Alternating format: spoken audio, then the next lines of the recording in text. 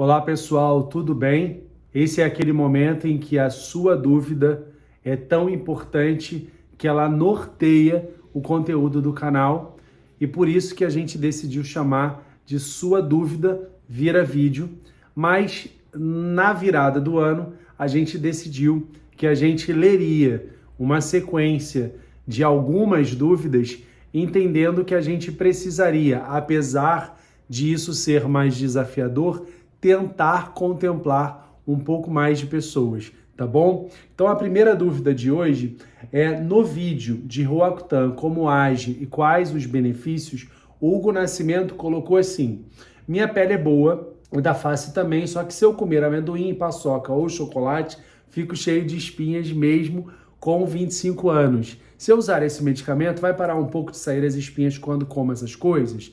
Não sou de comer besteiras, mas como gosto de chocolate, e se eu comer 3 vezes ao ano é muito. Não como por causa de espinhas. Hugo, olha só, o Roacutan é uma medicação séria, tá? E a gente não pode enxergar o uso dessas medicações que carregam muitos benefícios, mas quase sempre, como tudo em medicina, que não é uma ciência exata, a enorme possibilidade de alguns eventos adversos. E por isso a seriedade na indicação correta desse uso de medicamento, quase sempre guardado para os casos mais graves de acne ou não responsivos a estratégias outras, tá? Então a gente não vai, e eu não estou te julgando ou querendo dizer que você queira esse comportamento. Eu é que estou usando essa palavra, mas a gente não vai meio que brincar de usar o Roacutan para que a gente module o aparecimento, né, o agravamento do quadro da acne vulgar frente a algumas exposições. E com relação a paçoca, chocolate, amendoim, tirar esse mito de que alimentos gordurosos são os que causam a espinha, porque a gente logo atrela a acne a um descontrole na pele oleosa, o que faz sentido, mas a gente sabe que do ponto de vista alimentar, a proteína do leite da vaca, por algumas características específicas, e os alimentos de alto índice glicêmico, e aí eu concordo que poderia estar ali o chocolate e a paçoca, dependendo da qualidade dessa paçoca e desse chocolate. Então, assim, há muito mais o que corrigir em termos de hábitos de vida do que a gente já sair acreditando, de fato, nessa proposta de simplesmente sair usando de maneira off-label o Roacutan, tá certo? No vídeo de hidroxiapatita de cálcio, Pilates e Estética em Casa, Flávia Carmona colocou assim: adoro seus vídeos, queria saber se há risco de intercorrência vascular com hidroxiapatita de cálcio ou outros estimuladores, igual a com ácido hialurônico. Nossa, ótima pergunta. Como risco de cegueira por oclusão vascular, pois não há nem substância para dissolver pelo que estudei. Sucesso. Ótima dúvida, porque a gente realmente fala muito nos acidentes vasculares com o uso de ácido hialurônico, quando do desconhecimento da anatomia, quando dos descuidados, né, com a complexidade anestésico-cirúrgica de um procedimento que, apesar de minimamente invasivo, ele tem natureza anestésico-cirúrgica e, por isso, no meu entendimento, como médico, cirurgião, pós-graduado em dermatologia e medicina estética, eu vejo como sendo necessário em mãos capacitadas e habilitadas, e não, infelizmente, em mãos que banalizam esse tipo de procedimento e talvez seja uma lacuna, um gap, um buraco mesmo que a gente deixa aberto, não considerar a chance de acidentes vasculares com outros produtos injetáveis, tá? É claro que existe sim, Flávia, e concordo com você que a gente não falaria num antídoto, como no caso do ácido hialurônico, em que a gente fala da hialuronidase. enzima que quebra o ácido hialurônico, e a gente tem vídeo sobre isso no canal. Convido a vocês verem esses vídeos, um sobre agulhas e cânulas, um sobre a hialuronidase. Eu acho que a gente vai complementando o conhecimento e se enriquecendo nessa informação. Mas todo e qualquer injetável que de fato deposita, implanta material, é claro que tem risco, tanto da oclusão do próprio vaso, se eu acerto a luz desse vaso e eu jogo lá na luz, né, do meu caninho material, como também se eu encho demais e eu aperto, eu faço uma compressão extrínseca desse caninho, tá? Excelente a sua dúvida. Obrigado pela sua participação.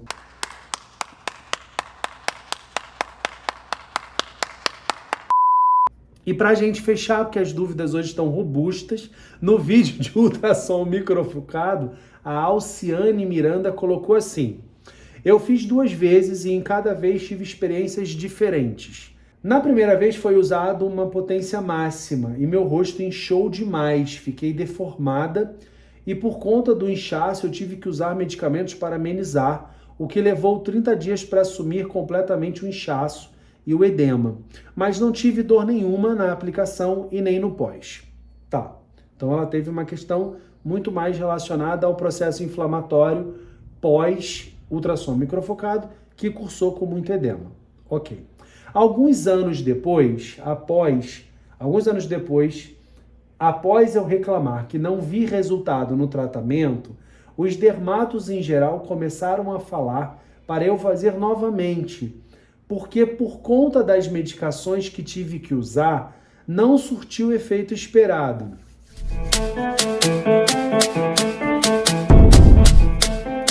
Já avisei que vai dar merda isso. Eita ferro, vamos lá. Então resolvi encarar pela segunda vez. Só que resolvi fazer em outra clínica e com outro profissional. E para minha surpresa, na segunda vez, foi super tranquilo. Como da primeira vez não doeu nada também, só que dessa vez não deu edema e nem inchaço.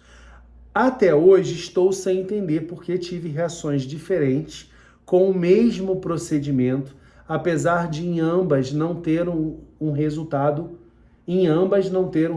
muito expressivo. Bem, vamos lá. Alguns pontos importantes. Eita ferro. Vamos lá, Alciane. Ótima dúvida, mas vejo algumas coisas mal interpretadas aí. Não acho que seja por sua culpa, talvez pela maneira mal conduzida em relação ao próprio procedimento e também ao entendimento dele e as recomendações pós-procedimento. Bem, vamos lá. O ultrassom microfocado, assim como os bioestimuladores de colágeno e os fios de polidioxanona lisos, por exemplo, são 3 exemplos muito rotineiros nos dias de hoje como protagonistas no eixo dos tratamentos cujo pilar foca na flacidez, no ganho de firmeza e de sustentação. Então, a primeira questão que eu quero que você entenda: o ultrassom microfocado, ele não visa uma transformação de ninguém. Então, a primeira coisa que eu quero fazer é que você reflita. Eu quero provocar em você a reflexão e a todos que estão vendo esse vídeo. Doutor Leonardo, o senhor gosta do ultrassom microfocado? Super. Super. A ponto de fazer uma vez por ano. Por quê? Porque eu não quero ser transformado. Porque pessoas belíssimas ao longo do tempo e que são belíssimas ao longo dos 30 e poucos, 40 e poucos, 50 e poucos, 60 e poucos, pode perceber que elas são belas ao longo do tempo e quase sempre as mais belas guardam uma imagem de jovialidade relativamente mantida e conservada, mas sobretudo com naturalidade. Então, quando eu já tenho condições inestéticas outras que me incomodam, então a minha flacidez já tem lá um bigode chinês, uma linha de marionete, um bulldog muito acentuado, e eu esperava que o ultrassom microfocado resolvesse tudo isso, aí eu vou ter a percepção de que o ultrassom microfocado não pareceu ser um tratamento muito bom. Culpa do ultrassom microfocado? Jamais. Culpa da abordagem mal feita que colocou injustamente nas costas do ultrassom microfocado a responsabilidade de, como quase que uma monoterapia, resolver coisas que ele não resolve. Então ele vai trabalhar em eixos em planos mais profundos. Um músculo fininho que alicerça a minha pele, ele vai compactar a gordura em alguns coxins gordurosos que envelhecem, que ficam meio bobos, meio minguados ou às vezes até volumosos em alguns casos, em certas regiões de interesse. E ele também vai trabalhar a qualidade da pele em retrações mais superficiais da mesma.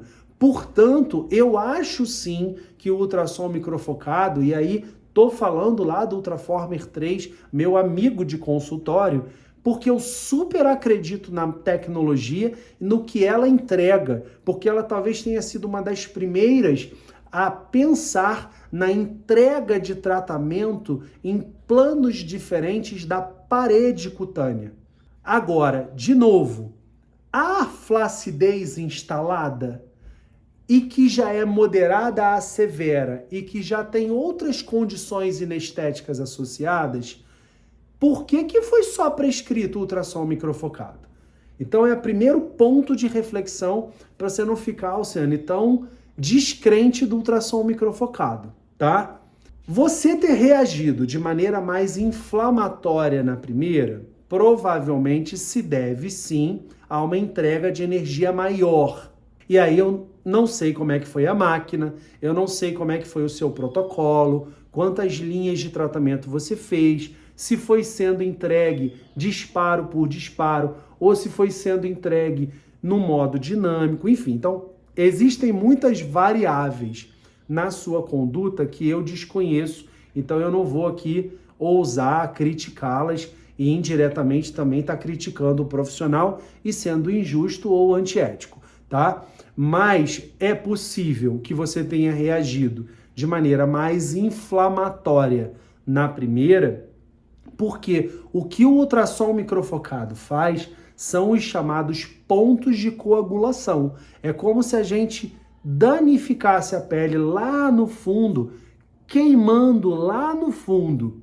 E aí a gente induz com que essa pele cicatrize, se repare desse dano em diferentes níveis de profundidade.